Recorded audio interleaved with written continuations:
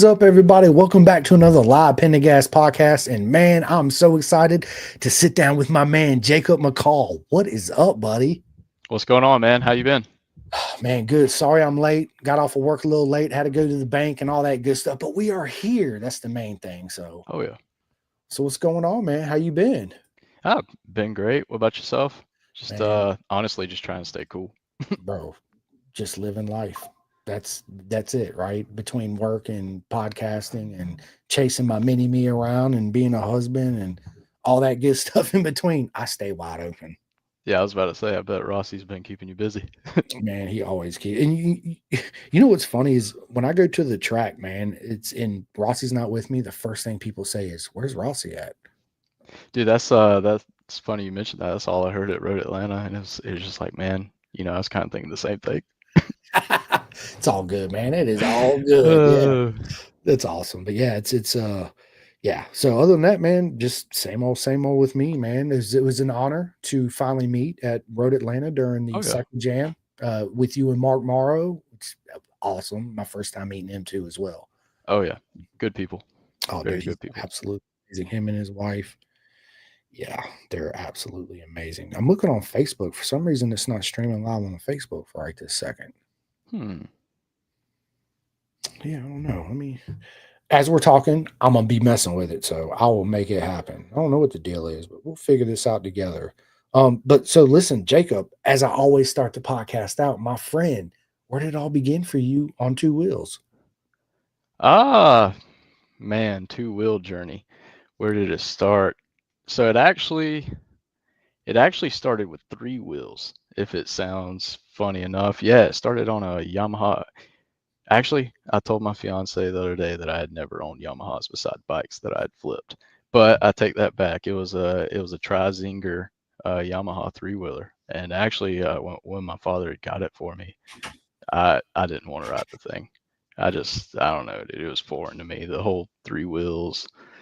I don't know. It was different. But actually, I learned a lot off that thing. And then that's when we branched over into two wheels. And actually, at the time, it was an XR80 that was way too big for me, and we ended up getting that, and I rode it around, and because my father didn't really want to buy a race bike because he had worked with somebody that their son had raced growing up, and it was just constantly rebuilding bikes, rebuilding bikes. They was running two strokes, of course, but it's just part of it. It's part of So the game. yeah, he didn't want me getting onto race bikes, so we started on the trail bikes. But then it just got to the point where it just wasn't it. Like I mean, yeah, I learned a lot of feel and a lot of the bikes, but yeah, it just wasn't for me. So that's when I just started buying, trading, selling around to just start branch up, getting 65s, getting 85s, 125s, and then just working my way through. I love it, man. I love the journey, man. It's everybody's got their own unique path and journey into racing, right? And it's all beautiful. And you also race dirt bikes too, as well. So not anymore. I grew up racing dirt bikes, and actually got to be where I was pretty successful in the amateur rankings, and then just a lot of bad news, wrecks. I mean, it's part of it. Just broken bones, injuries, money, a lot of aspects that kind of played into that. Took a break for a little while, and then just kind of had some opportunities in my lap because when I say I took a break, I mean I just wasn't racing. I was still riding, continued to ride. Always was around two wheels. Everybody would always bring their bikes to me to work on. It just kind of just life happened, and then I just now, the past couple years, just kind of got back to a point where it's like, hey, let's get back to the fun of racing. Let's kind of like where it started, because Yeah, it seemed, even though they maybe at the time would have been some of the best, worst years of my life, but like, dude, it built me as a person a lot. oh, 100%. You don't realize at the time whatever you're in, the impact it's going to play on you later in life, and the mold that is gonna that you mold for yourself and that journey you take. You don't realize the end result, where you're going to be at, right? Um, it's beautiful. Racing dirt bikes, man. It's I grew up riding dirt bikes, never really got into racing. I was a big old wet vajayjay when it come to a lot of them big jumps. I'm like, nah, I'm good. I'll go around it. I'll go through it. The berms and stuff out of it. But there's big jumps. I'm like, yeah, I ain't doing that. It's not. I'll be honest with you. When it come to racing dirt bikes, especially like growing up, dude, I had no issues with hitting the jumps. My issues was the judgment of the jumps, Yeah, especially to begin with, dude. I mean, I wouldn't ham fist the throttle, but I wasn't easy on it. So I mean, it got to the point, and especially like as you start whipping and scrubbing through jumps, you realize the amount of momentum that you can carry. I mean, it's the same thing with asphalt. Once you yeah. start trusting the tire and understanding the feel. But yeah, it's just I don't know. It's a different aspect, I think, and it's weird that I look at it now as like maybe it's more of a risk, considering what can happen with asphalt. But like I don't know. I guess it's just part of my mentality just kind of switched there. But yeah, I love it. I love it, man. So, speaking of that little break you took, you obviously rode on the street too as well, or? yeah. Actually, so this is my very first street bike ever. I still have it. Um, yeah, I continued to ride on the street, and at the time I was living in South Carolina, and I we've all did it. We've all been street Rossies. I kind of like held some records to up in like, going from town to town, anywhere from like South Carolina to the Dragon. And it just got to the point where it's like, hey man, let's get this off the streets before we end up under a guardrail or something. Yeah, it's funny. Our journey always begins, either dirt or flat track or whatever it is, and then we eventually get a street bike, and then we go out there and ride wheelies, doing 140 miles an hour, racing your friends, thinking you're, You're young 40 foot Valentino tall, yeah. Rossi. Yeah, and then when you get your first leather suit, you put it on. Oh my God, you feel like Iron Man, Thanos, right? I can do anything. Nothing can stop me. I'm invincible, and then one good crash happens, or your buddy, and then you realize, hey, this is really dangerous. Like I need to Yeah, I was take about to it. say, and you especially get a piece of that humble pie when even before the crash. To preface that, say you go to your first track day, bigger and smaller fish galore, mostly bigger. We'll agree Mostly that. bigger. Yep. And younger, right? You 12-year-old, you're Yeah, like, wait, what? and it's funny you mentioned that, especially like when you look at like the club racing level. Sometimes, if you was to look into it, yeah, it might hurt your feelings because yeah, you just got spanked by somebody that wasn't even born when you first started riding a bike. It's just it's crazy to think about. But that's part of the two of losing that ego, putting to the side Yeah, to what and really dig your heels in and say, okay, there's a lot that I really don't know, and there's a lot that I need to learn. So yeah, let and they me can they can teach you a absolutely. 100%, right? Latch in It's behind them. and follow him, him or her. It Yeah. don't have Oh to be a yeah, yeah, guy, yeah, right? Yeah, absolutely. It was just absolutely. kind of reference there. Yeah, yeah, no, absolutely, man. And then, of course, now we are where you are. Very successful club racer, super fast. Had the honor to finally meet and watch you at the track, so I seen it Yeah. firsthand for sure. That's when I met Mark Morrow for the first time, and we actually got Eileen on here. What is up? Ooh, She says, it's Eileen. Eileen. I'm Yeah. sorry. Everybody Oh knows I'm no, no, bad no, you're good, mispronouncing dude. names, right? It's So funny that I correct you there, dude. I'm the worst with names. you're I can't you're say good, anything there. Jacob. Correct all you want, man. I'm wearing this together, right? So Uh, what is going on, Eileen? Nice to have you on the Oh show, man, you want to talk about phenomenal people. Mark and bro. his whole crew, and especially Eric, Matt, Eileen, Mark. Just I don't know, man. I just beside myself. I can't thank them enough. Like it's just really tremendous. Yes, absolutely. If you want a good lap time, call that number. And There you go. speaking of which, if we want to touch base on that, so actually have schools coming up. So there's a school 921. It'll be intro to track and race school. 1 day school. It'll be like the day one. So I ended up taking the 2 day school. So it ended up being like the day one school. So it'll be open to all riders, whether you are a club racer, want to work on your skill, or whether you want to get into it. Come on out. I'll be actually coaching in that, and so will Matt as well. I don't know if Eric's going to be making it, but I'm hoping he is. But yeah, and then on 11/23 will be the advanced technique school. It'll be almost like the day 2 that I ended up taking, where you kind of, the first day you get the jitters out, you get the flags out, you kind of work on the racecraft cornering.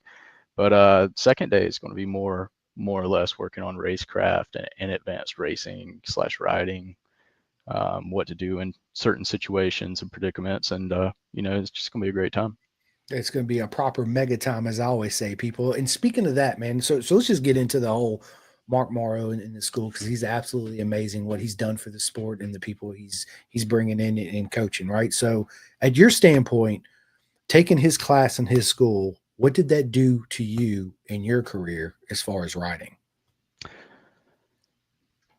Man, honestly, and it was kind of funny. He actually didn't even know. It was actually my very first track day ever.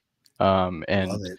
which I thought I told him at the end of the second day, but I don't know if he kind of processed. But yeah, it was my very first track day ever, and he said from the get-go that he'd recommend, even if you're a track day rider, getting out there, learning the safety, learning the ropes, learning the flags.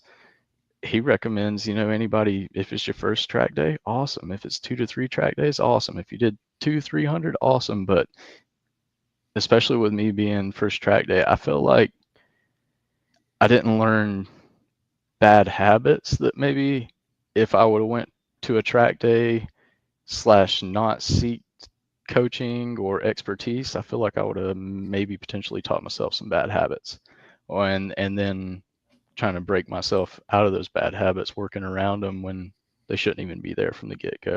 So I feel like that was a huge benefit, and especially considering the amount of years that he had raced, the experience was a big part.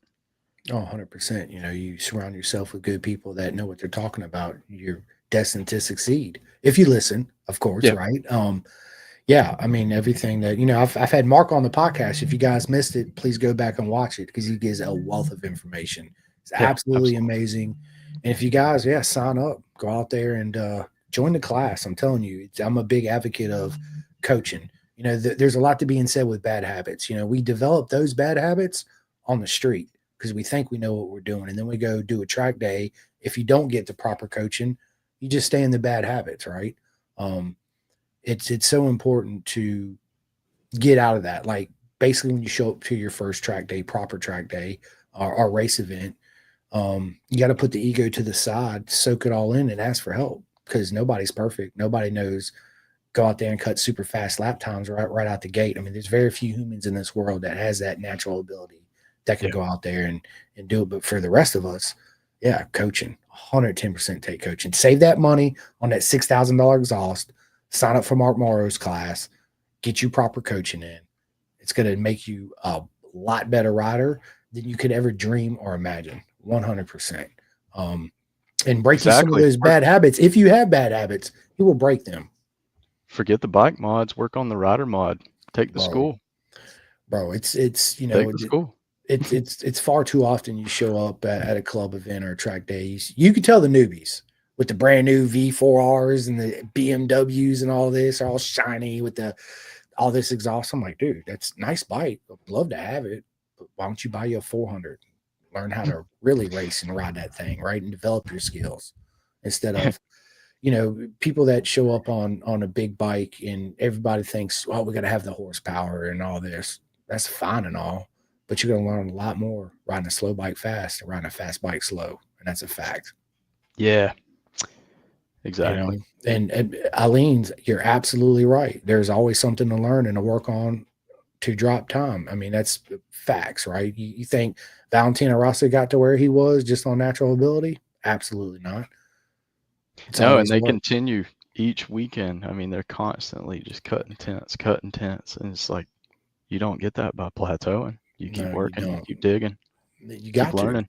You got to. And that's with anything in life. I mean, you just got to keep digging and keep going at it, right? It's yeah. And I'm gonna get to a couple of these comments. Mark says Jacob was fast on day one. I still think he was lying when he said it was his first track day with a laughing Nope. smiley emoji. No, no, it definitely was not. It was definitely my first track day ever. Eileen, you're right. What a good motto that is. That's got to be a new tagline, Jacob. Forget the bike mods, work on the rider mods. You know I what? like that. Go ahead and That should be trademark the name that. of the episode when I publish it tomorrow. Forget the bike mods. I mean, it's true. You know, people Yeah. get a bike, and what's the first thing they want to do? I need it to make some noise. It's already making noise, Yeah, I need an right? exhaust. I need a tune. I need. Yeah, I mean, if you do want to go that direction, we could talk suspension. We could talk like let's get some proper bike mods. But until we get to that level, yeah, let's work on let's working on getting there. yeah. I mean, it's Because I yeah, mean, realistically, most production, especially street bikes, they're set up for the 140 to 180 pound rider. So straight out the box, I mean, do a little tweaking and refiring is decent for an average club track day. 100%. You know, again. You know, everybody thinks they gotta have the biggest and baddest, fastest motorcycle out there to be fast at the track, and that's absolutely. And then you know, those get the real big slice of that humble pie when they're out there, and you got Nathan Gauker coming around you on the outside at 14 years old, just and you're like, and disappears, and you're like, wait, how's this even possible? You know, Yeah. What size bike was that? How old is he? right? He's That's like, a oh 250. my, yeah. Get out of Yeah. here. It's a 400. Get out of here. Right. It's, yeah, there's a lot to be said with that, you know, and yeah, Yeah, I've seen him race and ride a couple times, and dude, it's always a pleasure to watch. Like he has some serious racecraft. yeah, him and Ryder Davis too. He's another one that Yep. is just phenomenal. It's like every time you watch him, you're like, how don't this kid have a ride in Moto America? I'm just confused right now, right? We talk about pressure to rise, right? Let's get him out Yeah. there, right? Or you know what I'd love to see too He's been is showing out on the duck too. dude been straight showing out on that duck. But he was Is nasty on the R6. So what do you say? he's faster on the duck, right? But yeah, Yeah. he's just one of those kids like you know Nathan that's just got that natural raw ability. But his parents put everything into it, and he puts it all into himself too, and that's why he is where he is. Yeah. So not sitting around playing PlayStation all day or being on the Oculus and all that good stuff, right? You still got to go out there and have your fun, but you know when I'm a big advocate for motorcycles choose us. We don't choose motorcycles. And when I say that, I mean, yeah, there's a lot of people out here that want a bike and they buy them because they're cool. They want to pick up women or whatever it is. But when bikes choose us, it totally consumes our life. And we don't realize it at the time, you know, how it's going to mold us and change us. And we talked about this earlier. And the people you meet and the families you meet and the beautiful circus you're part of. It's absolutely amazing, you know, and you don't realize that until you're a couple years into it, and you're like, "Whoa, I'm so consumed by this." It's that's what I put all my energy in, and obviously more Yeah. too, And right? especially over the last year of club racing. We've noticed like the relationships and people we run into, you know, it's phenomenal. It's just throughout the years, you're like, oh yeah, I remember them. We met them there. We was put beside of them here. It's just, dude, you end up building your own family. 110%. So, how did you become a coach? Is that something you wanted to do, or Yeah, absolutely. With Mark's school, so he presented the opportunity to me, and it just kind of, I don't know, I just kind of admire what he does, what you do for the industry, just any way to give back. You know, because that's something that I guess asphalt kind of struggles with. You know, like filling grids, getting people. Like I feel like we have the want to get people out there. Maybe they're just not wanting to take that step of no, I don't. I just want to do track days. I don't want to race. It's too dangerous. But like anytime I've heard that, you know, I've talked three people into taking the school and going out and racing because I was like, when you actually look at the stats, uh, it's actually safer to be out there racing than it is doing track days. 100%? Because at track days, you know, you got all. It don't matter if you're entry level. You still got people that's been there and for a while. That's pretty decently got a fast pace, and even at the lower, and you're a newbie there, it could be a 20, 30 mile an hour difference in the corners, and that's huge. I mean, Yeah. that's yeah. So it's and that all goes along with man, take the school, take the class, whatever class it is, wherever you're at in the United States, sign up, take the school, get you proper coaching, learn the flags, learn the do's, the don'ts, you know, Just the education. the Get the education. education. Yeah, you can't show up to school counting numbers. You don't even know how to count numbers, right? So you got to, I feel like there's a lot of stigma too. Like people just want to show up and again think that they're just going to be Ricky Road Racer and be fast right off the gate. And again, those slim people that do it like you, as Mark says, when you showed up, it is Mark. It's scarier at a track day than it is in a race, right? 110%. Yeah, all that goes, plays hand in hand. The more comfortable you are out there and the more knowledge you have being out there on the track where you feel safe, then you're safe in your environment. Therefore, you're going to want to push more. If you're out Right. there and you don't feel safe and you have no idea what you're doing, yeah, it plays all right here. Because as we all know, life in motorcycle racing is so mental. Kind of like golf. I'm not a big golfer. I play Tiger Woods golf, right, or on my phone. But in real life, man, I suck. But it's such a mental game. I see why racers like to play golf because it's that mental challenge of it, right? Reading the greens and all that stuff. There, same thing as racing. It's such a mental challenge to show up, right? Because when you show up, you have this vision, Jacob, of how your weekend's going to go, right? And then a monkey wrench gets thrown in it out of left field you never seen coming. So how do you deal with that mentally and to push yourself to get over that barrier to move on and still progress at the same time? And most importantly, have fun that day. Yeah. I've had a couple monkey wrenches thrown into the equation this season, especially.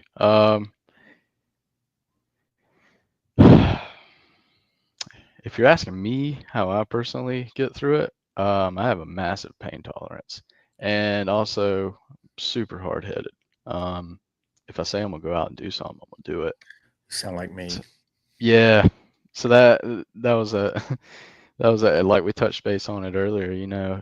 If you have the option of going out there and race or sitting this one out, we're probably going to go out there and race. At all cost. Yeah. Yeah. Like I'm willing to die today for this. Yeah, I don't know. And especially like growing up, so I did team sports for the longest time, but like, and this sounds kind of selfish when I say this, but I didn't, I liked individual sports because then I felt like I was able to showcase my talents or my skills individually instead of, so that's why I don't know, like when I get that monkey wrench or that, like, yeah, I, I'm not even gonna lie. I can apologize to my fiance on this one. I get pretty frustrated because I do take it to heart when stuff like that does happen. But usually when I just sit back and think about what happened and how we're going to bounce back, usually we make it happen. Yeah, I mean that's it's and that's with anything in life. How do you approach any mental block that pops up? For me, one of my big hurdles that I overcome was my fear of heights by skydiving. Was the most extreme way I come over fear of heights, jump out of a freaking airplane, right? Nothing So to it but to do it. that's it. Let's go. Was I nervous, bro? Like I backed out in my mind so many times standing there getting dressed. And when the plane, they're like, "You're up." I'm like, "Me?" They're like, "Yeah, you go." They Are you seen the sure it's fear, me? dude. They seen the fear in my eyes. So real quick, I remember sitting in the plane. It was a little single seater with just the pilot. My back was against the pilot. My feet stretched out. The guy that I'm jumping with, he's at the tail with his feet literally next to my hip, and he's asleep the whole time. And there's a crack in the door like this, Jacob. And I'm sitting, I'm just staring out, looking the ground get smaller and smaller, sweating even more the higher we go up, right? I've flown plane. I've been in planes my whole life because of my dad, right? He's a fighter pilot, United Airlines, all that. That don't scare me. Just the fear of heights, which don't make sense. Climbing on a roof or in a tree, right? Big ladder. I'm not doing that. So as we're getting up, the dude's asleep. He made me so nervous, and I had to pee so bad, right? So I grab his foot, and I'm like, dude, you got to wake up. Like you are freaking me out more than this. Like he didn't say nothing, dude. He literally opened his eyes. He looked at me. He says, "Are you jumping out of this plane?" And then closes his eyes. And I don't know if he goes to sleep, he's meditating or what. My eyes are like this big. I was like, oh shit. I look over at the pilot and the pilot's like, okay, we're at altitude, right? And I'm looking out and the world's literally like this big. I can't even see people, nothing. And I get up beside the pilot, and the only thing I remember seeing is this big row of just shit-eating grin teeth just smiling at me. And my eyes are like this big, right? But I did it, jumped out the plane, felt a whole lot better. And from that day forward, I was like, man, I can do anything. If I set my mind to it, Again, that's that mental block, the fears of things, right? You got to stare it in the face and beat it down. Like, you have no control over me. I got control over me, not you. And that's part of the whole, um, getting over the mental blocks. And once you achieve one, then it seems like it's a lot easier in life to achieve them all Yeah. when something like that happens, if that makes sense. So, That's um, yeah, kind of like that same philosophy like when you think about like lap times. It's like when you go like, oh, I can run this here, but I know I'm holding out this here, and especially like when you start racing and start comparing, other people's lap times, and then you latch in behind, or say you're leading the race, whatever the case may be. It's just, I don't know, there's just always something to learn or something to pick up. So it's just, I don't know, 100%. it's fascinating. No, it is. And one question I do have for you, Jacob, that Yeah. I've asked multiple of my friends that I've had on here that do also riding coaching. Do you get the same satisfaction that seeing somebody else progress as you do when you progress on the track? Actually, yeah. And this is gonna sound kind of silly, but here recently, probably like 2 to 3 months ago, I ended up, me and my brother taught one of my nieces how to ride a bicycle, and which they have actually expressed interest in wanting to ride dirt bikes and stuff like that. So we ended up teaching her riding a bicycle, and I don't know, it was just like probably some of the most satisfying 2 to 3 hours that I spent in a good long time. So like, yeah, do I take pride in my accomplishments? Yeah, but I also take a lot of pride when I'm able to teach somebody something and they flourish. Oh, 110%, man. And that also speaks volumes of who you are as a person, my friend. 100%. It's not all about self satisfaction. It's also, I'm a big advocate for that too. I love to help everybody, right? That gives me the greatest satisfaction is helping people. And And I'm the hopefully type in of, that aspect, we can get them out there on the grid and maybe they can beat me. you never know, right? Fill a But I'm like, spot. right, let's go. I'm like you, man. I'm stubborn and I'm so hard headed. I will give everybody help, but I'm that guy that will sit in the corner and struggle and try to figure it out myself Yeah, before by I'll myself. ask for help, right? Yeah. Even though I got people coming by, dude, let me help. No, I got it. I got it, bro. I've been sitting over here and watching you for 3 hours sweating like You don't got it. you don't got it. You help us, let us help you. And that's part of not so much of an ego. I don't know what it is, to be honest with you. It's just I guess part of satisfaction knowing you can do it yourself, I guess is what it is for me. Yeah, and I guess a lot of it, and it seems like we're very similar. Maybe some of it in our head, we're like, oh, it's not going to be done right unless it's done by us, or maybe we don't trust Bro, it. Like, I don't know. Yeah, I think a lot of it is mental though. it is, and I'm like that at work. I'm like, dude, just everybody go do something. I got it. I'll do it because I'll do it better myself, right? It's yeah, dude, that's so true. And that's kind of I don't want to say um held me back, but it's just always how I view things. And I guess I kind of get that from my dad too. Like, I can do it myself. I'll do it better myself. So Yeah, yeah. yeah, My man. my dad was the same way. Very, very hard worker. Yeah. I grew up in the Navy, so it was always that mentality and all that. Even though my dad was always super cool, always into bikes, that's how I got into it. But when I messed up, yeah, he'd let me know and he'd let me figure it out myself, instead of always putting his hand on my shoulder. Oh, it's okay. You got this and that. He would, but he always chose the right moments to do it. Right. That's Yeah, why I am the way I am with my son. Um, it's like them good tough love moments. yeah, man, I let him They figure it out. always knew when. I'll tell you one time, dude, I would not do that. And this is why. And Rossi will look at me like, whatever. You don't know shit, Dad. Don't go out there and don't get hurt. And I'm like, I told you. Are you okay? Let's hug it out. Like, now you know what not to do next time. But it's hard, I guess, is it one thing I've learned about being a parent, especially with my son, is I could tell him something. He can come up to you, Jacob, and you tell him the same thing I told him, and he'll do exactly what you tell him. Yep. Me, nah, whatever. So yeah, Yeah, absolutely. and I think a lot of that, to piggyback on that, like, I had a little bit of that when I was growing up. So it's like, you know, I get it. Yeah, I get yeah, it. But yeah, they was definitely looking out for us in the long yeah, run.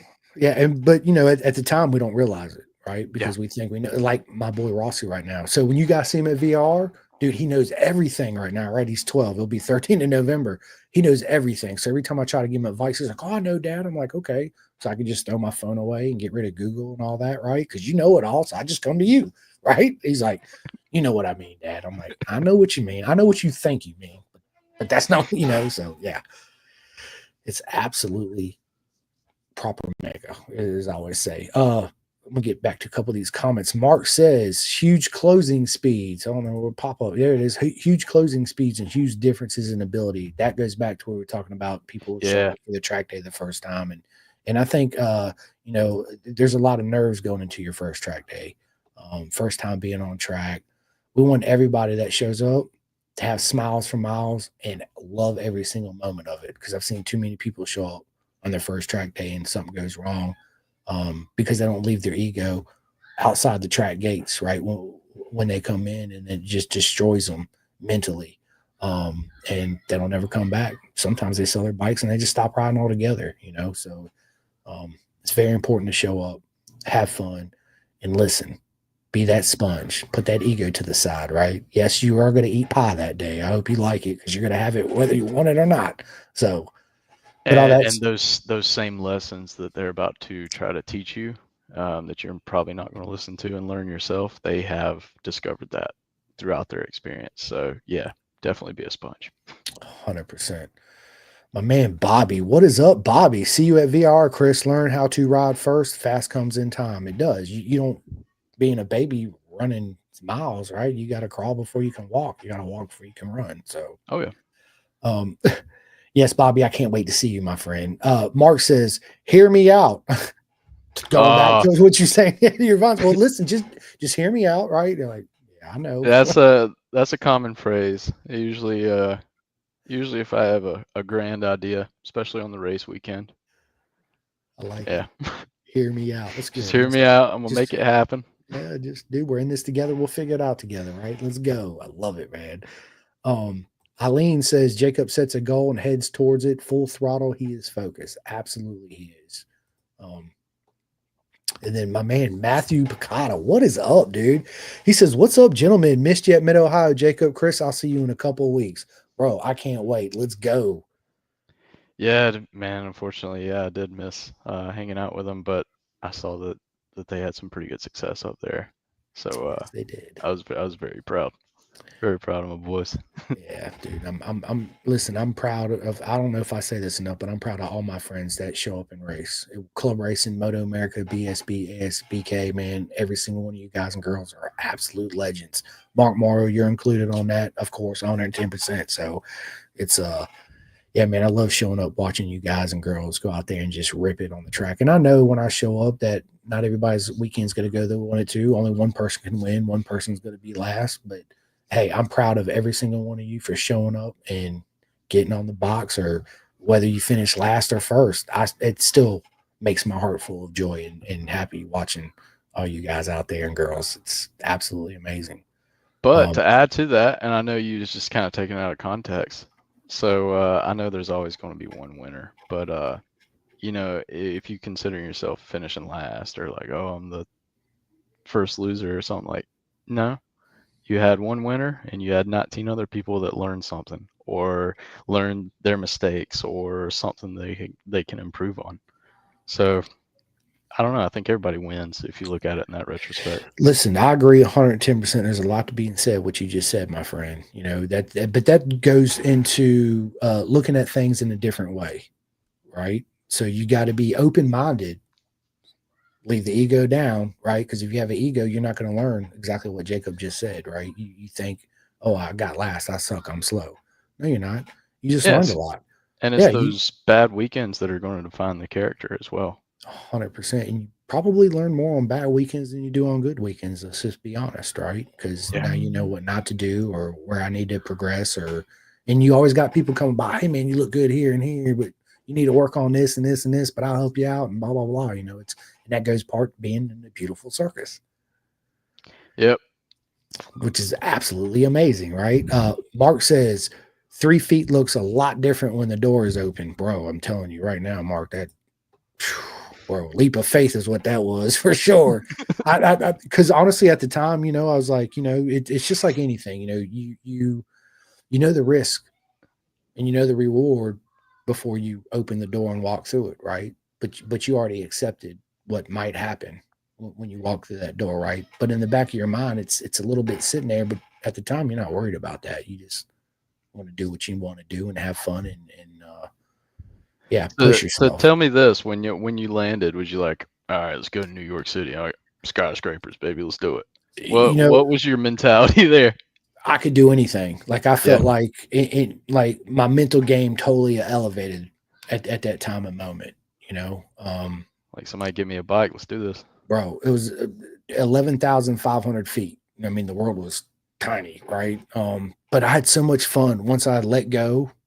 That's the key word, right? Let go, leave that ego to the side, and man, I had the best time. Honestly, the adrenaline rush of jumping out of an airplane and lining up to do an actual race, bro, it's like neck and neck, dude. It's a feeling that you always look after, right? Like every Yeah, day you get on the track. I know people listen to this when you show up to a track day or you line up on the grid, whatever, that rush, that surge of energy, that warmth, all that good stuff that that like goes in. controlled chaos, I like to call it. Controlled chaos, right? When we leave that track, that's in our brain and our body's still vibrating for the next couple of days and it's not right. So now we seek things and ways to replicate that until we can go back out at the track, right? Yeah, um yeah, I'd love to sit down with somebody that's retired racing and see how they deal with it mentally wise, right? Giving up the yeah, like what speed gets and them all through that. the day? What What gets you like right? are you accomplishing it? Like what goals do you set? Like, because I'm curious on it too. Because So I do get that feeling. Yeah, you just constantly chasing like better, better, do better better. and better. Yeah, that's right. But that's all self of awareness and wanting to always better yourself and push yourself, right? Yeah. Which is nothing wrong with that. Oh So yeah, we're doing good, but we can always do better. always do better, right? Even if you hit that lotto, guess what? You can still do better, my Oh friend. yeah. 110%, man. So, we're in 2025. You're out there doing big things out there on the track, Jacob. What's the next track you're going to be at? So next track this weekend actually, we'll be at Little Tally. But so I'm actually not going to be racing. I'm going to be helping out, getting that bike situated for my fiance, getting it set up for the end of the season, and then she'll be running her Groms as well, or Grom.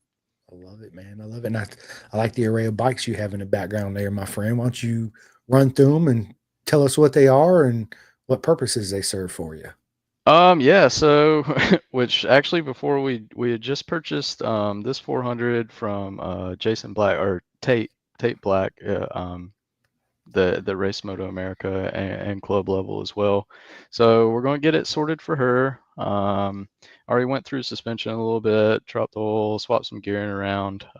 He was 120 pounds, had to equate for that. That R3 right there. So we was building that for her because when she had first started the race school, she decided that she wanted to race the Grom Cup. Joe Fisher, which I like to call him Yep. Grandpa, he I he like it. had talked us into getting a Grom for her. Well, I've always been very I like to read rule books and I like to know what's class legal, what we can do, and pretty much we picked the Grom up and within a week we had everything but full suspension up and under it. And then I ended up Joe had told us to put the stiffer fork oil and it would kind of skate us by until we could get something rocking there. So yeah, got her rocking on that. That thing's pretty proper now. It's pretty dialed. So I think the R3, man, had a lot of like I've heard a lot of mixed things about the bike, and I mean it seems like a solid bike. I don't know. I think that bike's pretty much ready. It just needs track fairings mounted. I think probably just end up flipping that bike, getting rid of it, and then so this one. Traded my RSV4. Actually ended up picking up a sponsorship out of doing some horse trading on that bike. So I saw it listed in Melbourne, Florida. And then that's when I got in contact with Sharky with GP bikes down there. And so it's Corey West's Vezra bike from the 2012 through 14 season. And so it's factory MSO bike. And he had it listed. Well, I had mentioned it. Honestly, it was probably about 2 to 3 rounds into the season. I realized that super bikes require a lot of maintenance cost and a lot to just run through the weekends properly. So with this bike being a 750, it wasn't very beneficial, especially in my practices, because it would be 750s and up. So it wasn't very beneficial running a 1000 and a 750 at the time, because I kind of had an idea of where I wanted to take this, but I didn't have a grasp of the concept, I guess. So, or I guess the reality of it. So I ended up trading around for that bike, and then the very first race, which was the last time where it was at Tally back in April, I was in practice and had some weird issues that was going on with the bike, which it had been sitting for 8 years. Went through the bike completely and had a weird issue. I don't know if you ever rode out there, but when you're coming into turn two, it's like a cambered off bowl. Well, it's a bowl curve, bowl left-hander, and then it kind of like cambers off. So it was very weird when I was getting like to my brake markers. The forks almost felt like there was like cavitating, or maybe there was like too much fork oil in there. So uh, took a piece of humble pie, probably like 6 laps later. And it's funny, even in Mark school and even my mentors in dirt stressed the fact that if there's an issue with the bike, don't ride around it. Let's bring it in. Let's address it. So I ended up messing with some clickers and got it to where it was pretty dialed, I thought, and then ended up on the opposite end of the track in Farmhouse. It was weird when the wreck had happened. It shot me down like a low side, but the bike had kicked sideways. My rear end went out, but it was strange because I wasn't even on the brakes. It was just a really really weird wreck. Ended up wadding that thing and kind of let it be the 750. Actually, that's the bike that started this whole madness and this idea of wanting to take it to asphalt. So probably about 2 years ago, which I knew a lot of Moto America racers, and I befriended them, and just working in and out of the racing industry. When I got done with dirt bikes, kind of got into pre-runners and truck racing for a little bit, and then that's a whole different wallet ball game. I bet. Yeah, so got out of that, and then just kind of bounced around. Worked with a race team here or there, and then ended up working with a off-road race team with side-by-sides, and that kind of reignited a spark. So I kind of like was looking around, and at the time I was going to convert this bike because I'd already had the track fairings, and I'd already built that bike more than it's worth. So I started looking at it, converting into it, and then I saw Teague had listed a waffle. So I called my fiance and I was like, hey, I've never did one, and I've seen a lot of my friends have them, and then a couple buddies in Chicago that's their that's how they make their money is off these bike raffles on Facebook. So it was $110 a spot. So I called her up. Well, first off, I did a random number generator on Google, and it was number 20 and number 82, and I was like, something ain't right there. So I called her up, and she says number 47, and I was like, what? Where did that come from? She just immediately said it, and she was like, well, you give me the guidelines, so I picked it. So I was like, okay. So I put my name down, and then it filled up probably like 2 or 3 days, and then sure enough, I ended up winning it. And that's when I had officially like met Teague, went down, and he showed me the bike and just kind of talked me through everything, and then it sat in the garage for probably like 3 or 4 months, and then that's when I just kind of like started. I don't know, it's gonna sound bad when I say this, but with Supercross, motocross, arena cross, they're at a high of highs. Like it's hard to just bounce in and make a name for yourself right now. But with the resurgence that I saw in asphalt that was starting to come through, I was like, man, I feel like this is kind of like my calling, or like one of those trains that you just got to hop on and try to ride. And yeah, that that's when I looked into what it took to actually race. And then I saw that you had to have a race school to get your race license in, which I actually really respected, because I got it thinking about it, and I was like, when we was racing dirt bikes as kids, I mean, just any Joe Schmo with a helmet, boots, and gloves could get out there. And it just, I mean, like, yeah, we had tech requirements, but it was just very loosely interpreted, it seemed, especially at the like lower series levels.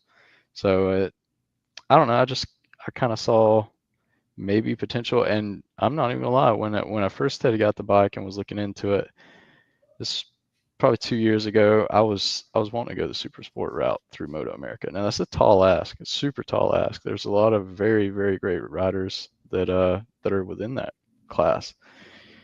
Then honestly, it's that's still the goal. I definitely want to make Moto America, but I realize without proper backing, it can be challenging. Doesn't mean it can't be done.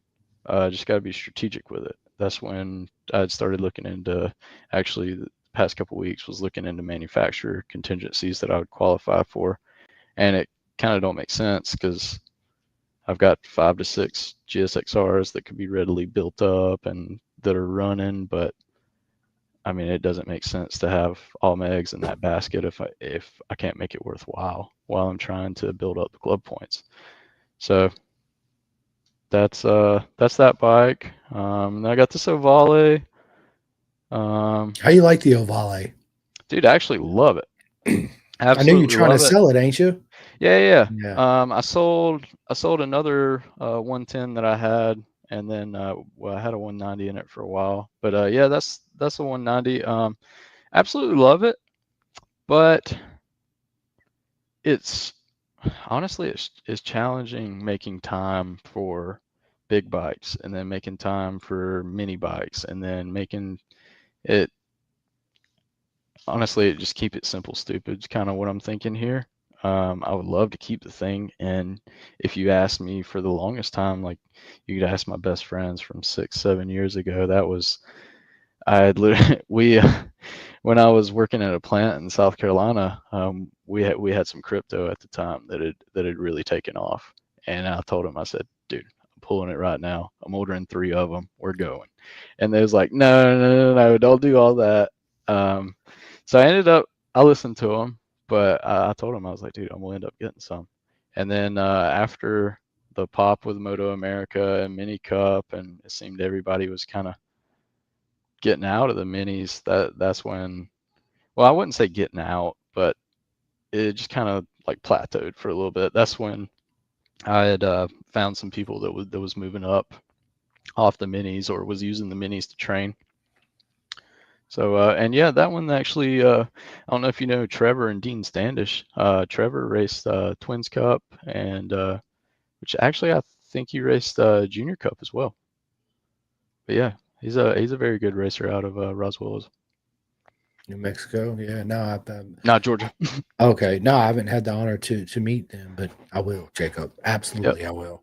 Um, Bobby says, I'll let you know on the retired racer mindset. So Bobby was a fast guy back in the day too. So I'll see him this weekend at VR. I'm gonna get all the inside I scoop. see that profile picture. Look like he's still Right, ripping. right, right. No, always listen. Once you're a racer, you're always a racer, right? Yeah, Yeah. So 100%. it's yeah, Bobby's super cool. So yeah, man. Well, listen, dude, this has been a lot of fun, man. You've had uh, a fairly kind of late starting into road racing, but you're making big waves and you're super fast. And you, my friend, are going to go far in this sport, 100%. And you got a good head on your shoulders, Jacob. Like the way you approach things, the way you think things through, like what you was talking about. What makes the best sense for me, racing wise, is it the Gixxer? Do I want to go Twins Cup? Do I want to super hooligan? Right? Yeah, because that's my thing. I don't want to dump all my eggs in a basket and then Yeah, not have longevity in the sport. You know, yeah, I want to build a name and continue with that name. So yeah, I mean, just being smart with it. It's probably the best outcome right now. I love it, man. I love it. And you listen, I'm gonna tell you like I tell all my other friends, whatever visions and goals you have in your mind, man, I hope you reach them 10 times over, my friend. And I'll be a fan the whole way. Go, let's go, baby, let's go. You can do it, right? Yeah, you will. No doubt you will, my friend. No doubt. So in the next year or two, maybe Moto America, Super Hooligans.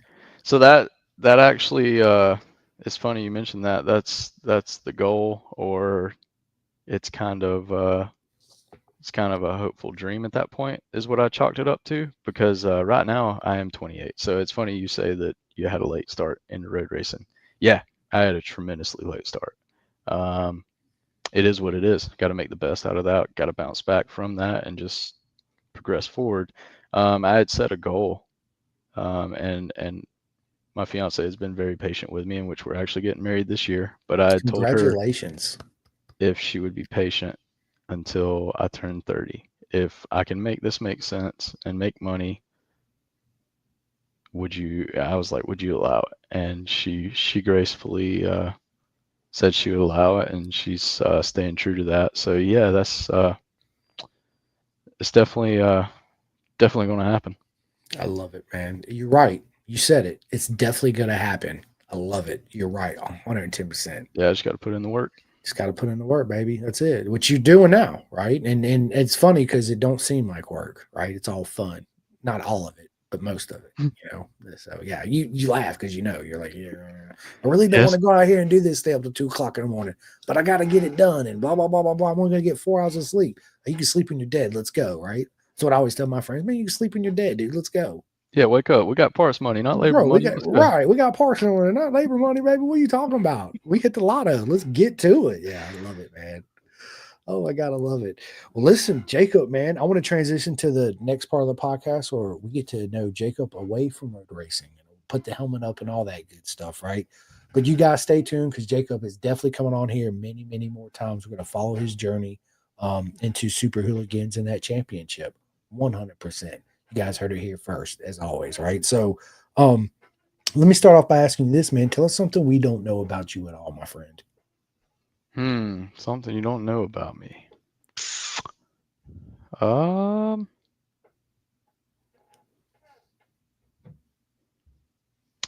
man, I'm drawing a blank there. I was gonna say I have probably one of the greatest support groups out there, but I mean, if you've seen my paddock, you kind of know that.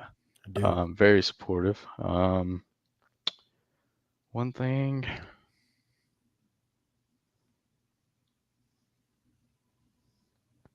man, I don't know. I'm probably gonna have to skip that one. I don't know. I'm not very. I don't know. It's kind of weird that I say that because I'm a very homebody. Unless we're at the racetrack or I'm working on bikes. Yeah, I'm a homebody.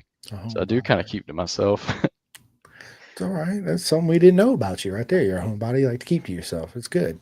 Yeah, true. Um, we got Stick Boy. What is up, Derek, bro? Evening boys. You, my friend. You are my friend. Is what's up, dude. Dude, Yep. have you met Derek?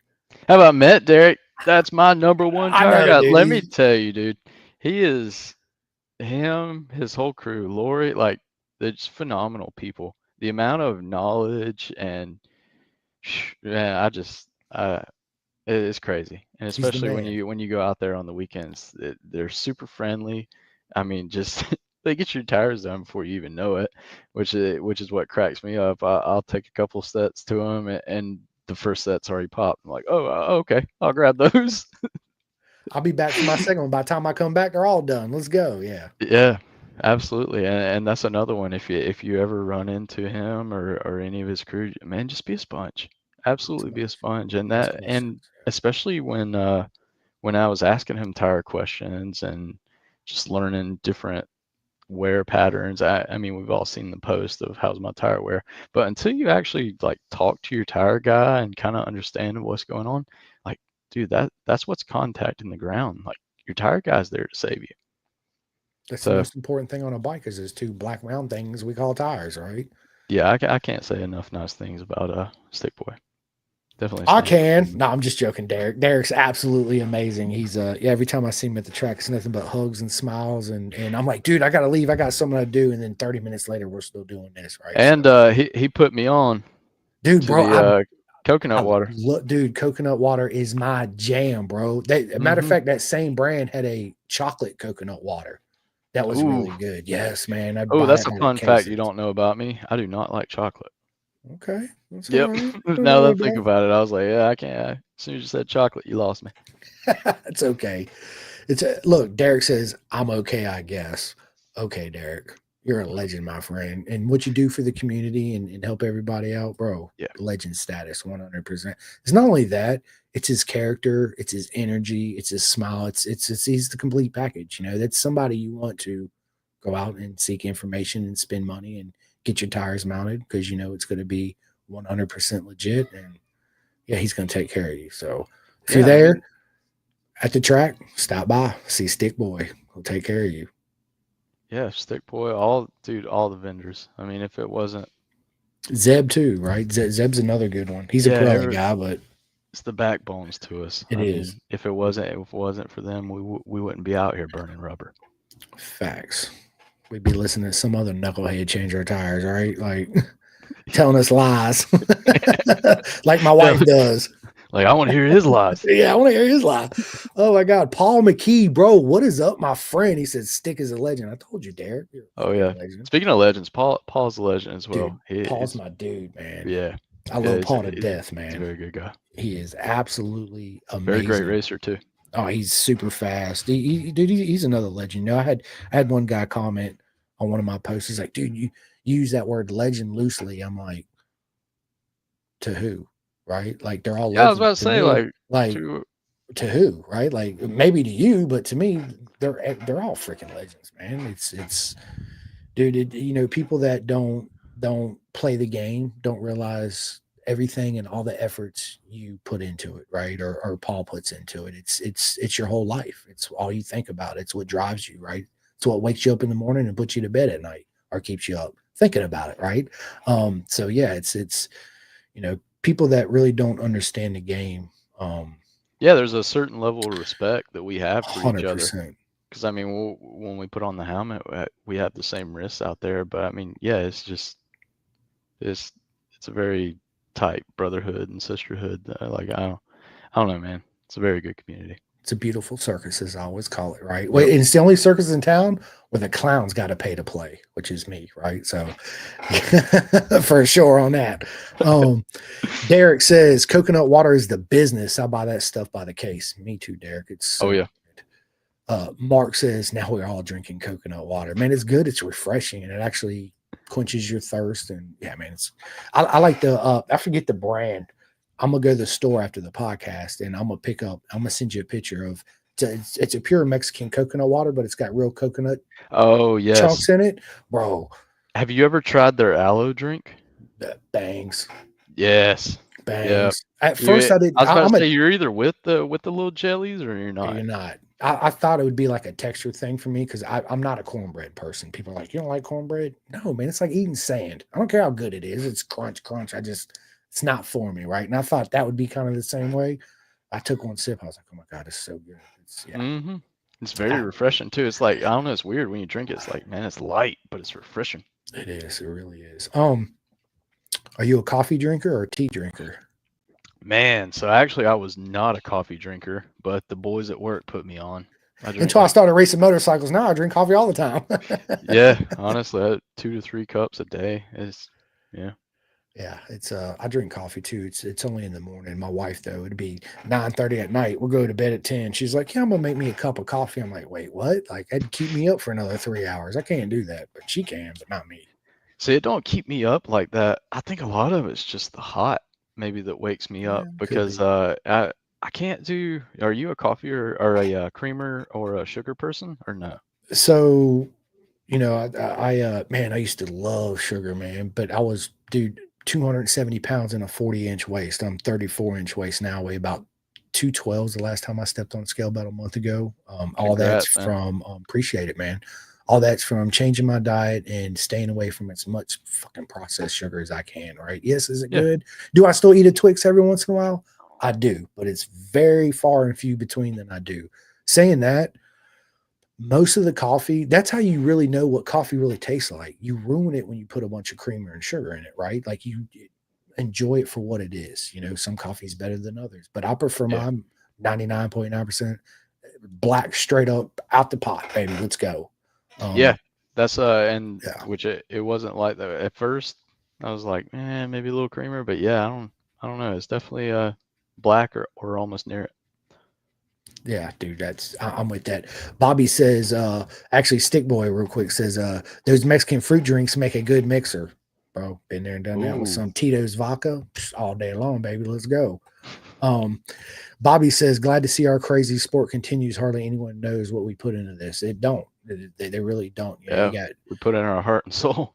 you know, one thing I hear too all the time, especially when I bring my friends to the track and I introduce them to, you know, people that they'd never met because they don't know shit about the sport hardly. How much money do they make? I'm like, you mean how much money is their parents spending for them to be here? A lot, buddy. Let me tell you, it's a shit ton. Yeah, it's not that Yeah. easy. That weird turn we had where we went from offered rides to how much are you wanting to pay us to ride? How much you want to pay? But that's a whole nother topic and a whole nother story on that, brother, Yeah, for that's a sure. long story. Yeah, we'll save that for our part two of the podcast. Michelle, what is up, Michelle? I'm not a chocolate fan neither, so that sounds gross. Boo, but it's I can get okay. with that. Yeah. Paul says Jacob saved a race and possibly a championship for me. He will always be a legend in my book. What do you mean, man? He's the one that made it happen. Yeah, that's right. Yeah, a little zip tie made it happen. That's it. I love it, man. You know, and everybody, and that's one thing too I love about our beautiful circuits is, you know, I'd rather you be out there on the track with me so I could beat you straight up than you have a mechanical and you sitting out. At Yeah. least I'd want to jump in and help you get your bike sorted so me you can go out there and battle it out, have fun, and then at the end of the day, throw some burgers on the grill, crack open a cold beer, and have some laughs. Right? That's what it's Yeah, about. and it's kind of funny. I know we had touched base on it earlier, but like when you have those bad weekends, like especially when you're out there racing, I hate to see like when you're having these races or like some of your competitors, if they have a bad weekend, like man, it was about to be a good race. Like I don't know, dude. Just get back out there. Like I'd rather beat you straight up than a Straight up. mechanical or yeah. Let's just put it all out there on the line. Let's do it. I love it, man. I love it. Are you a dog or a cat person? Dog, huge dog, but it's funny. I have well, if anybody asks, she's a husky, but she's actually a 13-year-old Klekai. So she's an Alaskan Klekai, but she was actually imported from Japan. But she looks identical to a husky, probably about 1 to 2 inches shorter, about 10 to 15 pounds lighter. And but when I first had got her, she acted like a cat. Like she would crawl up on the back of a couch and like curl up in a ball and sleep. Yeah, it's just most cat-like dog. Kind of like a fox, I guess. I love Kind it. of like burrow and stuff. Yeah, that's so I got a puppy. She'll be a year old in September. Her name's Princess Fiona. I Oh, come home nice. today. As soon as I walk in the door, Ross says, "You're not gonna believe it. You're gonna be so pissed off at Fiona, dude. She done ate a hole in my couch in my TV room. Right? I got this big down to the wood. So she's a chew. Like, well, dude, when we first got her, I had like 6 pairs of Hey Dude. She ate every single pair. Like, chewed them up till I couldn't even wear them. Oof. Some, yes, you gotta watch her Not the because dudes. dude, the dudes, all the dudes didn't I even got leave my me one dude going pair. right now. No, I don't. I got look, You show the chewed dude. no, dude, look at this. This is Oh, my dang. slides, and these are only probably about 2 months old. And she got a hold of them, and that's one of them. And then my wife's like, "I can't believe you wear those out." I'm like, "Well, they're comfortable. I don't give a shit what people think about me, right?" So That's them good home shoes right there. that's that good home shoe right there. As soon as I come home, all that stuff off, and boom, let's go. Let's get it in. Yeah, it's gonna be That's freaking. how the shoes work down. Like public shoes, work shoes, home shoes. Like, all right, yeah, that thing's whooped. Yeah, dude. So I got a whole rack of shoes over here that I picked up off the floor. So when she comes in here, she's actually laying right here beside me. I got to keep an eye on her. That's why sometimes when she's in the room, I move my camera down. Like, what is she doing while I'm doing this? What's she tearing up? What is she eating now? Yeah, she's tore up a bunch of stuff. But I love her. She's absolutely amazing. I feel like a lot of times, I know I say this all the time, like us humans don't deserve dogs. No. You know, they're just yeah, they make me smile every day, and And like yeah, no matter the situation or circumstance, just unconditional love. It's just unconditional, yeah. bro. You can tell them your deepest, darkest secrets, and they'll just love all of you like it ain't nothing. They don't care. Dude, There's no judgment. and it's funny you mentioned that. Like when I ended up going through like some of the darkest times of my life, and dude, she was there. That's dude. I confide in my dogs all the time. I'll be upset with Yeah. something, and I'll be like, my wife be like, "Oh, you big wussy, you grown ass man, blah blah blah." Shake it off, right? And I'm like, yeah, come on, girl, let's have a conversation. Me and my Yeah, dog, let's and talk. dude, just talking away like she's a human. Like, who you talk to? Fiona. Like, well, what do you? Yeah, I think it's they don't pass judgment. They don't just want that next pet. They'll hear that story, but yeah, you definitely get some cuddling out of that. 110%. 110%. Everybody knows I listen to a lot of audiobooks or read. I don't so much read shop manuals for my bike. I read, right? I'd rather Yeah. listen to audiobook, but is that something you do too as well? Do you read or listen to any audiobooks? No. So I'm actually. Oh, fun fact. Besides magazines and service manuals, I've never read a whole chapter book in my life. Reading is not for me. Unfortunately, like growing up, going through school, I was the kid that always looked up I can't even remember what it was that I had used. There was some website that I used that would write like book reports for me and stuff like that. No, I was the kid that like the porch light was coming on. You had to drag me inside to eat dinner, or I was missing bed. I just never was big on reading or inside activities for that matter. I had some siblings that had played video games, but that just didn't really interest me. Yeah, I was always an outside kid. Like, I do enjoy playing my video games, but man, I ain't touched my PlayStation in like 4 or 5 months, just sitting in there. Yeah, I just don't have the time. It's not and that I I don't want to do it. I just ain't got the time to do it. yeah, and I got an Xbox now, and it actually works out pretty good because my one of my brothers that lives back in South Carolina, that's a way that I mean, growing up, you'd like call back and forth, but it's just another good way. Like, hey man, you want to hop on, play ride real quick, and You know, just ask him how his day's going and stuff. chop it up, make fun of each other, talk shit, and get off. Yeah, that's what Wad it it's in a about. couple corners and call it a day. Say, thank God that crash ain't coming out my wallet. I feel you on that. No Oh other man. option than to lay her down. Oh man. Audiobook, man. I'm gonna recommend one for you too. You need Yeah, you need to listen to is I listen to a lot, but John Hopkins Leathered. Everybody hears me talk about it all the John time. It Hopkins. Leathered.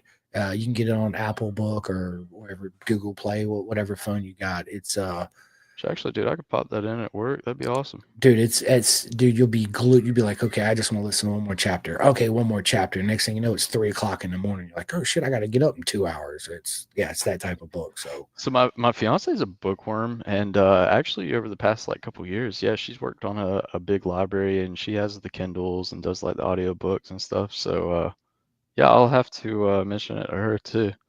yeah, man, absolutely. Eric Watts, what is up, my friend, dude?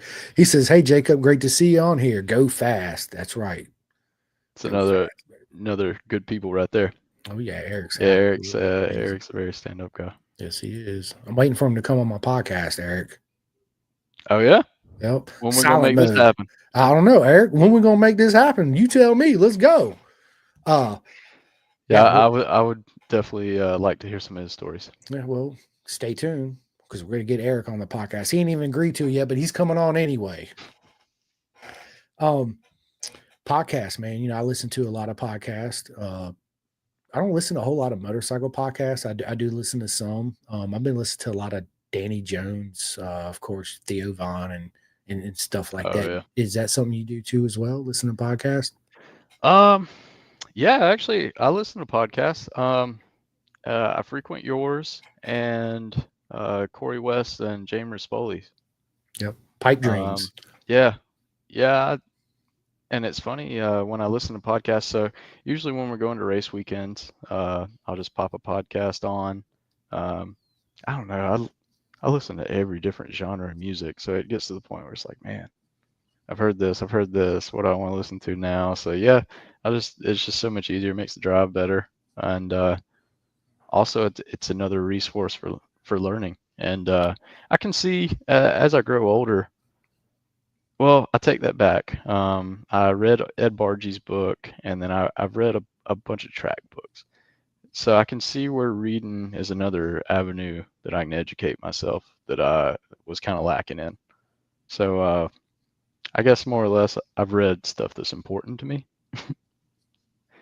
That makes sense. It's Yeah, easier when you're into something to pick up a book or listen to it on audio form or podcast or whatever, versus something you not know about or a whole lot into or something you're not interested to. But I'll go through podcasts. I'll be like, oh, this kind of looks interesting. Let me check it out. And I'll fall in love with it. I'll be like, garbage. Let me go on to the next one. Right. It's all about life and learning too. So I do enjoy podcasts. I listen to them quite frequently. That's probably more than music, to be honest with you, especially yeah, when I'm at work, throwing an earbud in, put on a podcast, and whether I listen to the whole thing or not, I don't know. yeah. Um, It ends up being a good space filler. it does. Mark says, let's get Eric on, dude. Let's go. Let's do it. Eric got a laughing emoji or a tongue out emoji. Eric, we're gonna make this happen, buddy. Let's make 100%. him talk. Let's make them talk. Um, are you a spicy food guy? I love spicy food. No, so actually, man, I can like think about a Slim Jim and get heartburn. I have really bad acid reflux. And we was actually talking about it when we was walking the dogs the other night. When I first met my fiance, probably like 5 years ago, dude, I was going through Tums like by the bottle. I don't know what the deal was there, but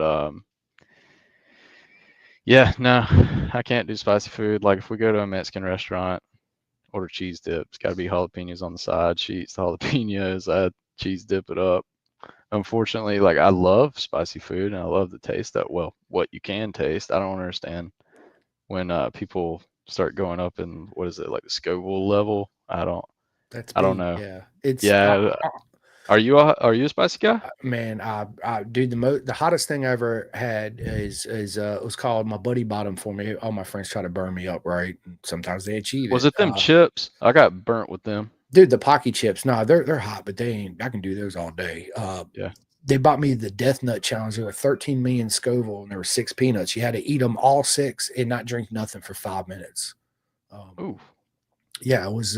Wait, who made you do this? Why? What do you One of mean? my buddies, he's like, "Hey, I got you something that's going to burn Oh, you like the up." They challenge challenged just me, that. right? I'm like, "Dude, I got Okay. this, no problem. Bring them." And I'm reading it, and I'm like, 13 million Scovilles. God damn, I like was like, that's ain't nobody making me do that. yeah, that's a hot, dude. So yeah, I love spice. Every time I go to a restaurant, or you should see my cabinets full of all kinds of hot sauce. Yeah, I love it, man. It's good. Thai food, Thai hot is the best. Mark, yes, Thai food is hot. Oh Um, yeah. Indian food's really spicy too. I tell the story real quick. There's an Indian restaurant down here called Nawab's, downtown Roanoke, and they know me, so I go in there and I'm like, dude, I want the hottest stuff you got. And the dude's like, well, I want the hot sauce you make in the back, not the people, not the stuff you Like bring for out your for everybody, boys. for your boys. That's what I want. He's like, are you sure? I'm like, yeah. So they bring it out. They're standing over there to my left. I see them, the waitresses and the waiter and the guy, my server, right? And I get about 6 bites into it, and I'm like, something's seriously wrong. Like it was the hottest shit I ever had at a restaurant. I'm sweating, dude. I'm almost at the point where I'm crying. My mouth hurts so bad, I don't even want to take another bite. But I force myself to eat the whole plate just to prove that, just to show him like I can do it, right? And Yeah. yes, and every time I go in there, he's like, "You want the extra hot?" And I'm like, "Oh, let's go 4 out of 5 hot this time." And they just laugh and chuckle, right? They're like, "We're impressed. We never seen a white guy come in here and eat that level of hot." I'm like, "Let's go." So yeah, I love hot stuff. Like the show, the hot ones. The Yeah. interview with the guy, dude. I got the last dab. I got 4 of them in my refrigerator. But I got to be in the mood to want to burn myself. This is the deal. People are like, how do you eat such hot stuff? It's a buzz. Like it's crazy to say it. Like those 13 million Scoville, dude, it was the Oh, you worst get like pain a I ever went sensation through. off of it. Bro, it's like the best high you ever had in your life. Oh, Euphoria. You're like, dude, this is absolute. You go numb. It's amazing. You feel good. Your endorphins are fully kicked in. Yeah, it's a good feeling. The I do like aftermath I like might that not be. feeling of like the way your nose like opens up. That's I like that sensation. That's Dude, pretty cool. okay. If you like the nose opening up, forget the hot sauce. Get you a Oh, big smelling old salts. Nope. Get you a big old, well, that too, but get you a big old spoonful of wasabi, Oh yeah. bro. So me and my buddy did that one day. He's like, let's see if we eat the biggest spoonful of wasabi, right? So I get this big old thing, dude. That honestly, I say the 13 million Scoville, man, I don't know. That wasabi spoonful is intense, dude, because it's like bam, all at one time, and your nasal's completely wide open, and it's just like it hurts. Yeah, Severely hurt. especially if it's like good wasabi. If you get like No, powdered or no, stuff you it's get like at straight the up the restaurant, legit. yeah, And yeah, in the yeah. restaurant. And I'm like, yeah, because we was eating sushi, right? So I always get a big old thing of. I'm like, I want a big old cup of Pistachio ice wasabi. cream. Pistachio ice cream is good, right? But yeah, it's good stuff, man. What advice would you give your younger self? My younger self. Yep. Man, I don't know. I feel like it's a double-edged sword. I tell myself not to be so hard on myself, but also in that same sense, I feel like it kind of puts me to where I am and kind of helps my mindset. So probably not. Um, Man, what would I tell myself? I know what I would tell myself. Invest early. Look out for my finances from an early standpoint. It took many years to kind of get a grasp on that, and still working on it, you know. We all But are. yeah, We all are, yeah, right? I think I would definitely lay into myself on that aspect. Yeah, I wish I'd have paid a little bit better attention in school. And I thought I knew it all, just like my son, right? He's just spitting image of me. You know, I know it all. I can do this. Blah, blah, blah, blah. And yeah, it's be Yeah, better prepared for the future. yeah, 100%. exactly. And I know it got drilled to us, and we was like, yeah, whatever. We'll cross that bridge when we get there. Well, we're at Facts. that bridge. We should have prepared better. I'm three-quarters through the bridge and I still ain't learned, right? Like, let's go. Uh, Yeah, and I don't say getting older, I always say getting younger, right? Because I feel like when you're born, you're in a diaper, you got no teeth, you eat soft food, right? When you get old, you're back in a diaper, you ain't got no teeth, and you're eating soft food again. So ah, yeah, yeah. that's a great way to look at it. Mark says Indian Vindaloo will light you up. Well, bring it to VR, Mark, and I'll take a big old spoonful of it and give it a try. 100%. Let me know what bathhouse y'all are near so I can avoid that one. It might be next to a tree. Forget the bathhouse, right? Roll of toilet paper in the tree works. That's Uh, hilarious. yeah, I'm glad my toy hauler does not have a bathroom. I'm good. Love it. Oh my god. Um, if you had one superpower, what's the one superpower you wish you had? Superpower? Mhm. Man, I don't know. I don't want to be cliche and say fly. That'd be pretty cool. Yeah, I'd probably say like run really fast. I think Flash is pretty cool. I'd like to do Do some fast stuff. teleportation. Yeah, Flash would be cool because you Oh can yeah, run that it, way when I'm out there on the bike, something's about to happen. I could just freeze frame it, like, oh, rewind. right? Teleportation, like I could be like, hey, I'm just going to come over and we'll do the podcast live. You're like, dude, you're like 4 states away. Bam, there I am. I'm in your Bam. driveway. Let's go, right? And then I can just go right back home or go to whatever it's Yeah, at. I actually, don't ever that's have a to pretty buy a solid plane choice. ticket. All right, I'd be like, hey, I'm going to BSB this weekend. Boom, I'm in the UK. Hey, I want to go to Thailand. Boom, there I am, right? Yeah, yeah, that's a well thought out. You've asked that question a bunch, I'd say, I have, because yeah. that one's pretty well thought out. It is. I changed my mind a couple times. I'm like, yeah, I think teleportation would be the best of everything. That's just me. So, with saying that, what's your worst habit, bro? Worst habit. Um, Saying no. I have a bad time with saying no. Like if somebody asks something or wants something done, or especially like I don't know, I guess like the like if time constraints get thrown into it or something, like I don't know, I kind of like that challenge. So it's kind of like to think of it like, well, I can do it for you and do it for me. So I just constantly try to take on stuff that I wouldn't say would be out of my scope, but it was definitely hard to manage time for sometimes. But I've gotten a lot better about it. Yeah, it's being overwhelmed, right? Um, Yeah, and just I don't know, it's like a fine line between like saying no and like not trying to like people please. Like I don't know, it's like a fine line you walk. 110%, my friend. 110%. What's your go-to karaoke song? Ooh, Purple Rain, Prince. Love it, dude. Mine's Sublime. Anything Sublime, I get up there and just be jamming out. Oh yeah, Yeah, yeah. I could get with that. Definitely. yeah.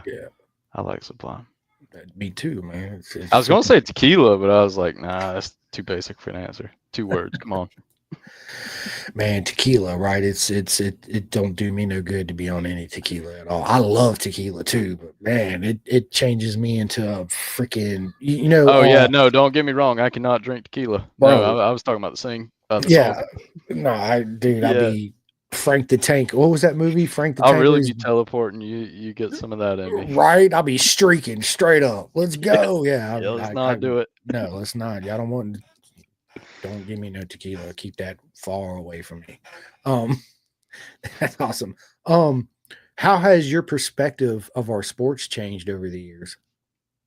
Honestly, which I already had a tremendous amount of respect for the people that even continued to be in this sport and continue to do it, but it just it helped a lot with appreciation and respect for what they're actually doing, especially when you throw yourself in the mix. You really start understanding how crucial your racecraft is, how crucial it is time scheduling, how on point you got to be with calls. You know, they're not going to stop a race just because your tire warmer's wetting off. This, that, and that. Like, there's just a lot of things that I really appreciate better um, after, especially just watching and when I was racing dirt and just I was always in awe of these super bikes, especially like when before AMA had kind of fell off with what they was doing, like with AMA super bikes. And I was watching the Gerloffs, I was watching the West. I mean, I was watching them out there running, and I was just in awe of them. So it just kind of gave me a greater sense of appreciation for 100%, man. What's one thing you can't live without? them. Well, I'd say the no-brainer, say motorcycles. But oxygen is a good one. Can't live without that. Well, I'm saying something like you No, got no, to I'm take just with you messing with everywhere you. you go. He's like, dude, I gotta, yeah. He's like, No, oxygen, you need that.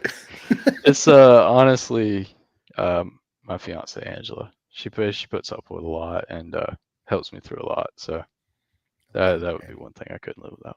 Love it. Bobby says tequila makes your clothes fall off. LOL. Yeah, man, tequila. Yep, there's Just some truth in that.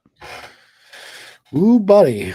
We'll save those stories for another time. It ain't the time or place for this, right? I tell you that. It's that late night podcast. That's a late night. Yeah, that's a late night podcast on that one. Oh my god, dude, that's awesome. All right, dude, we're about an hour and 30 into this, so I'm gonna ask you one more question. The rest of the questions I'm gonna save for our part two at the end. All right. For you, if money was no object and you had your own team in Moto America, let's say Twins Cup. Jacob McCall had his own Twins Cup team in Moto America. What's the manufacturer bike you would run, and who are the two current riders on the grid you'd put on your bikes? Hmm. So Twins Cup. If I'm gonna be honest with you, I think I'd be on a Prius. Um, if money was no issue, yeah, I would have a 660 team rocking.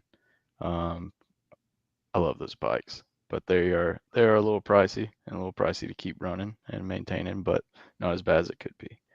Yeah, I'd have some 660s, and who would I field? Um, Anybody in Moto America. They don't have to be in the Twins Cup. Anybody. Super Sport, Talent Cup, Super Hooligan, Super Bike.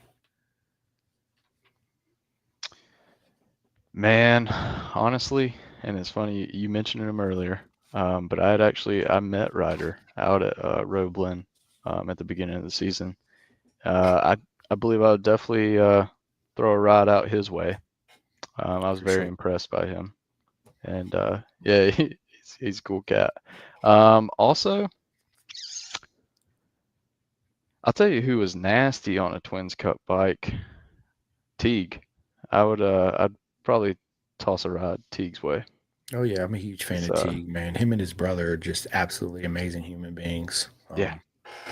His brother is super cool, man. I'll never forget the first time I met his brother because I'm at Mid Ohio last year, and I'm like, man, that guy looks just like Teague. Like, there's no Good spitting denying it, image. right, dude? For real. And I was like, and he comes up to me, he's like, dude, I just got to be honest, dude, I love your podcast. And my mind was blown. I was like, you listen to my podcast? He's like, yeah, dude, blah blah blah. He's like, that's my brother Teague. I was like, dude, you look just hard not to tell. I didn't know that, right? Like, yeah. Ever since then, we've become pretty good friends. And every time I see Teague and his brother, it's like, hey man, what's up? Blah blah blah. It's yeah.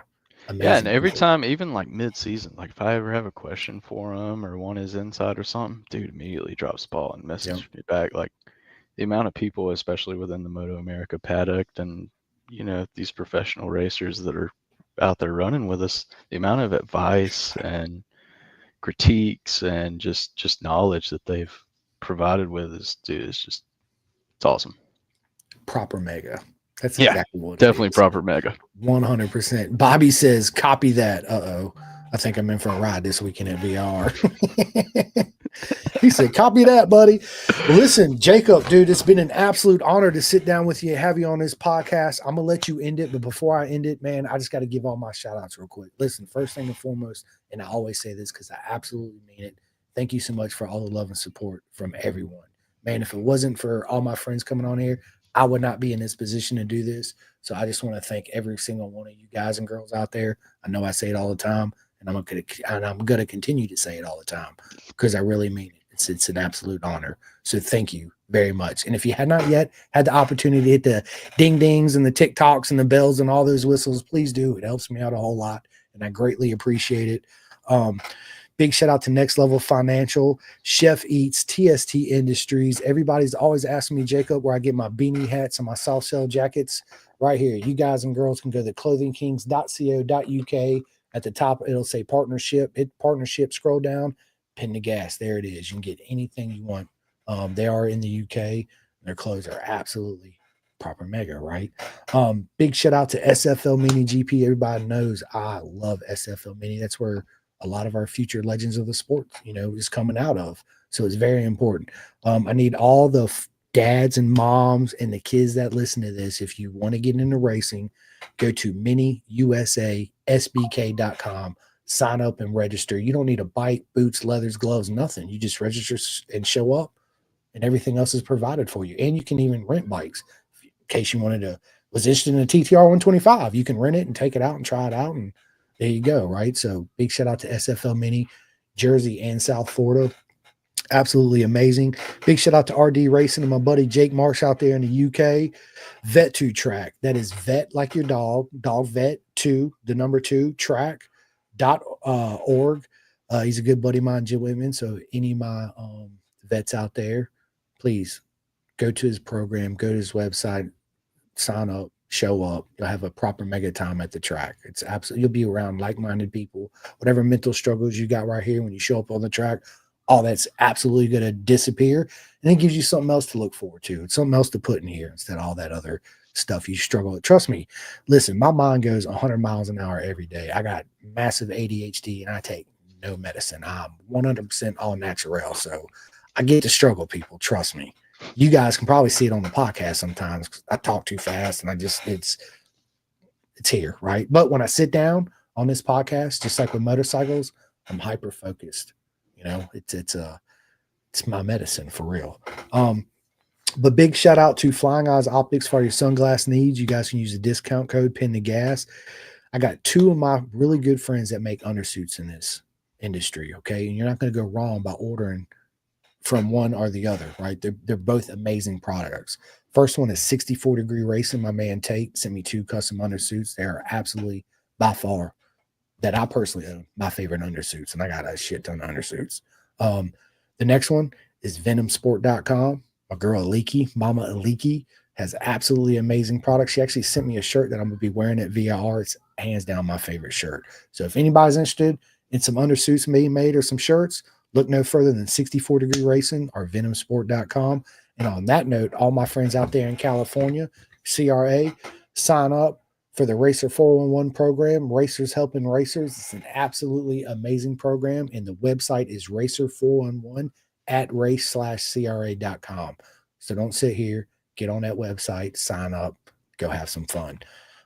Big shout out to Road Racing World. Listen, I need everybody to go to roadracingworld.com and donate to the air fences. It's imperative that we have those air fences, because if we don't, Jacob's not having fun and I'm not having fun because I can't show up to watch, right? So $5, $10, $100, whatever you can do, it all helps. And we appreciate you very much. And if you're lucky, because I know VIR this weekend, Chris Ulrich will have his 2-up superbike ride. I think the minimum donation is $350. You get a 2-up ride with the legend Chris Ulrich. And if you think you're fast, get on the back of that bike. He'll show you how deep you can brake and how hard you can get on the gas, and you're on the back, right? So you'll learn a lot then too. I want to get on the back of that bike. I want a 2-up ride. And one day I'm going to make this happen, Chris. I know you hear me. Let's go, bro. Big shout out to BTR, Build Train Race. Everybody knows I'm a huge fan of the program. Can't wait to go see all my girls this weekend and hang out with everybody. It's going to be a proper mega weekend. So yeah, you guys make sure, and girls, stop by the tent, say hi. I will be there. I'll be walking around the paddock too, but make sure you stop by and say hi. Big shout out to KYT Helmets, K-Tech Suspension, Ghetto Customs for all your body work. I got 3 friends that make custom graphics in this industry. Again, you're not going to go wrong by ordering from any of them. First one is Dripping Wet. Second one is REB Graphics. And the third is GRG Designs. And that's by Gus Rodeo. Everybody knows the legend Gus Rodeo, right? He also does graphic designs and wraps and all that good stuff too. So if anybody's in the market for any of that, there you go. There's your choice. 1, 2, or 3. Big shout out to Woodcraft, Mark 10 Motorsports, Stick Boy Racing, Pit Lane Moto, Adrenaline Engineering, Free Hugs Racing, Nicole Poliich Photography, CW Moto, and last but not least, man, if you or know any of your friends or you yourself's been unfortunate, been in an accident, maybe lost the arm or paralyzed from the waist down or whatever, listen, you can get back out there and get on that bike and ride at the track 110%. What I need you to do is go to tbexusaexperience.org, sign up, and go back out there and live again, right? Let's have fun. So it is possible for you guys and girls to get back out there. Again, that is tbexusaexperience.org. The last thing I'm going to say, besides I love every single one of you guys and girls, is listen, do me a favor. Don't buy from Amazon. Don't buy from Walmart. I don't care if they sell motorcycle parts on their websites, blah, blah, blah, whatever. Listen, support your friends in the industry and the business. Yep. 110%. Dude, if it's $200, pay the $200. Whatever it is, support your friends in the industry. That's also what helps keeps us going, right? If everybody bought stuff out everywhere else, be a lot of people in this industry out of business. So do me a favor, support all your friends in the industry. So yeah, on that note, Jacob, dude, listen, the microphone is all yours, my friend. Tell everybody where they can find you on social medias at the next track you're going to be at, so you can sign all those pictures and autographs and all that good stuff. Oh yeah, something like that. I mean, yeah, if you want a picture and autograph, I'll be at Tally this weekend. I got you. But yeah, you can just find me at Jacob McCall on Facebook, or Moto Racer 369, TikTok, Instagram, MX Racer 369. Working on a team page, but yeah, as of right now, I'm just kind of branching off the personal pages. But yeah. I love it. I love it, man. I love it. And listen, I do have one more thing to add to that. Please do yourself a favor. Put the ego to the side, right? Sign up for Mark Morrow's school right here. Oh, yeah. The phone number is 919-345-1778. Yep, and we got some dates coming up this year, so go ahead, reach out, get a shout, and get signed up. Let's get some education going. Go out there and have some. Look, I don't even know how I made the balloons happen, but that's for every single one of you guys and girls. This thing does some crazy things sometimes. It just when I make gestures, I don't even know. Celebrating the school. Yeah, this is the only thing I know how to do is that right there, right? So yes, listen, Mark Morrow, listen, go look him up. Road Racing School. It's absolutely amazing human being, him and his wife. And yeah, they'll have some good sandwiches there. And then the legend Jacob's always usually with them, and you can get some proper riding coaching by him too as well. So yeah, on that note, this has been a lot of fun. It's been an absolute honor to sit down with the legend Jacob McCall. It's an honor to be your friend, Jacob. And yeah, this episode will be out everywhere tomorrow. If you missed it, you can immediately go back to my YouTube or my Facebook and rewatch it as soon as I end this. If not, just you guess you'll have to wait till tomorrow, right? I don't know what to tell you. So on that note, listen, You guys and girls be good. Have fun. It's been an absolute honor to sit here and talk to every single one of you guys and girls. There we go with something else coming on the screen. And please Just make it out to the VIR local. this weekend. You like that, right? Yeah. Make it out to VIR this weekend. Be sure to stop by and say hello. Rossi will be with me Friday and Saturday. He might skip out on Sunday. And nobody's met my wife yet in the beautiful circus. She will be there with me Saturday. Oh, So no all kidding. you guys and girls will be able to meet my wife. I'm going to take her down and introduce them to everybody. And I'm sure you'll probably learn some shit about me that I never said before. But just stay tuned and be aware. That's all I'm saying. Nah, she's super cool. So I can't wait. I'm excited for her to meet everybody. I really am. Is she excited? Oh, absolutely. Yeah. She is, dude. Listen, without her love and support and my sons, I wouldn't be able to do this as much as I do it. Right. Because I sacrifice a lot taking time doing all this stuff, which obviously I do it because I love to do it and I want to do it. But if I didn't have that beautiful queen back out here supporting me the way she does, yeah, she's super excited to meet everybody. She's seen, when the time that I actually took over the podcast to where I am now and all the effort I put into it and the friends I've made. And yeah, she's super excited to show up and meet everybody. So yeah, and speaking of that, thank you for all the effort and the enthusiasm that you bring to the table, and even doing this for the sport, man. Honestly, seriously. Dude, thank you so much, man. Again, the honor's all mine.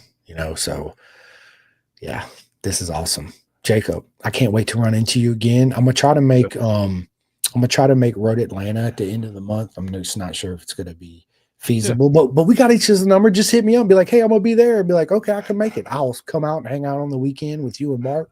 We'll do some live videos and all that good stuff. And yeah, we'll have a lot of or fun. if that's a stretch, dude, plan on maybe potentially trying to make GNF out at Barber in October. That'll be a good event. That'll I've never be been to Barber. I want to go. It's on my bucket list. Really. Barber. Yes, 100%. Man, Barber's on my bucket list. Depending on what you go to Barber for, you can get lost there in a weekend. That is a awesome facility, man. It really is. Bobby says my wife's also going to be there. Good, Bobby. I can't wait to introduce our wives together. That might be some trouble. That might be trouble, Bobby. And also a good friend of mine, Jessica Heron, and her husband, Jeff, good friends of mine. They're going to be there too. And yeah, they can't wait to meet Nikki. I don't know why everybody wants to meet my wife, but it's kind of scary, actually. It's like, y'all don't want to meet me? I love it, dude. I fucking love it. Anyway, on that note, I'll keep talking all day. I got to go. Jacob's got to go. We will see you guys soon. Jacob, just stay with me for 1 second, okay? All right. See you guys. Let me end this. Calling all two-wheel enthusiasts, get ready to rev up your earbuds with Pin the Gas Podcast, the ultimate motorcycle racing podcast, hosted by Chris Simcoe, one of our very own excellent leaders here in Roanoke, Virginia. With expert analysis, behind-the-scenes stories, and exclusive writer interviews, Pin the Gas Podcast delivers the adrenaline rush of the racetrack straight to your ears. Whether you're a diehard fan or a curious newcomer, you'll gain insights that will transform how you watch and understand motorcycle racing. On your favorite podcast app, join Simcoe as he takes you on a high-speed journey through the world of motorcycle racing. Pin the Gas Podcast.